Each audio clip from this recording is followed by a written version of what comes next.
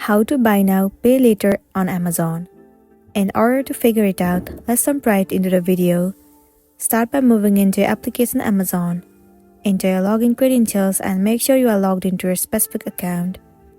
Once you have been logged into your account, now you need to head over to your profile icon at the bottom of the screen.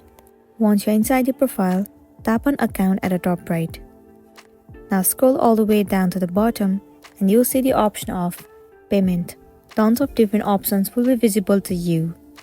You should also see the option where it says Buy Now, Pay Later. But right now you can see I do not have this option. It might be because this option is not updated in the region that I'm living in. So for you, if that option is available, then all you gotta do is click on it. And then you have to check your eligibility. Check whether you meet all the criterias or not. After that, simply enable the option or the feature of Buy Now, Pay Later.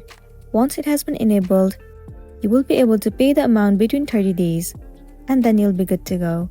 So that's a wrap for this video. If this video helped you, give it a like and check out our next tutorial. Thank you.